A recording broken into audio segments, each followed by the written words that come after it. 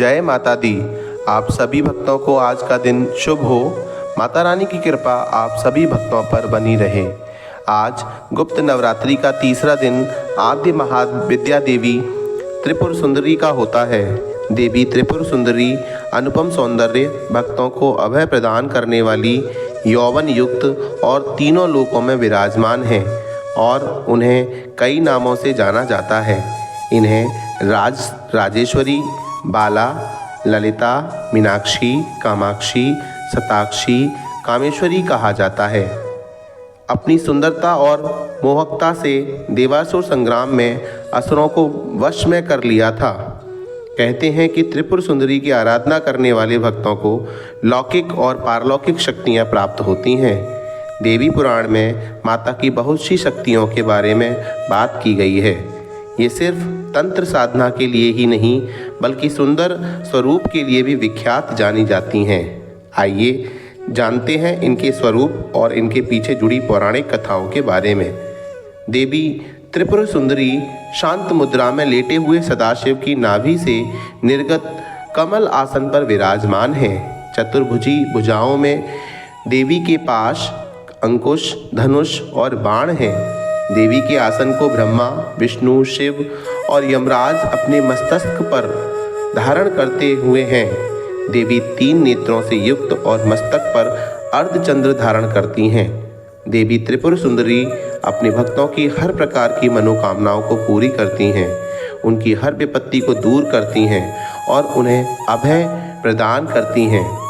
कहा जाता है कि देवी त्रिपुर सुंदरी की पूजा करने से आत्मिक बल, यश और कीर्ति की प्राप्ति होती है। पौराणिक कथाओं के अनुसार देवी त्रिपुर सुंदरी की उत्पत्ति का रहस्य सती वियोग के पश्चात भगवान शिव सर्वदा ध्यान मग्न रहते हुए हैं। उन्होंने अपने संपूर्ण कर्म का परित्याग कर दिया था, जिसके कारण तीनों लोगों के संचालन में व्याधि उत्पन्न हो रही थी। उधर तारकासुर ब्रह्मा जी से वर प्राप्त किया कि उसकी मृत्यु शिव के पुत्र द्वारा ही हो। समस्त देवताओं ने भगवान शिव को ध्यान से जगाने के लिए कामदेव और उनकी पत्नी रति देवी को कैलाश भेजा। कामदेव ने कुसुम सर नामक मोहिनी बाण से भगवान शिव पर प्रहार किया। परिणाम स्वरूप शिव जी का ध्यान भंग हो गया। देखते ही देखते भगवान शिव के तीसरे नेत्र से उत्पन्न क्रोध अग्नि ने कामदेव को जलाकर भस्म कर दिया। कामदेव की पत्नी रति द्वारा अत्यंत दारुण विलाप करने पर भगवान शिव ने कामदेव को पुनः द्वापर युग में भगवान कृष्ण के पुत्र के रूप में जन्म धारण करने का वरदान दिया और वहां से अंतर्ध्यान हो गए। सभी देवताओं और रति के जाने के पश्चात भगवान शिव के एक गण द्वारा कामदेव के भस्म से मूर्ति निर्मित की गई और उस निर्मित मूर्ति से एक पुरुष पैदा हुआ।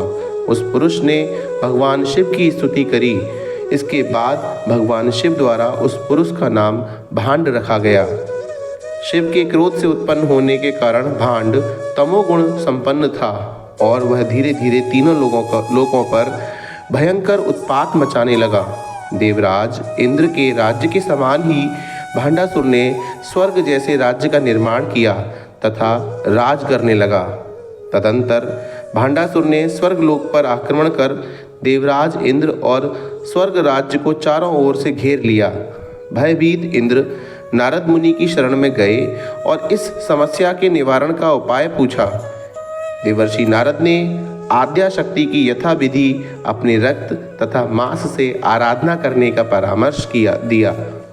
देवराज इंद्र ने देवी की आराधना की और देवी ने त्रिपुर सुंदरी स्वरूप से प्रकट हो भांडासुर वध कर देवराज पर कृपा की और समस्त देवताओं को भयमुक्त किया। जय माता दी, जय माता दी।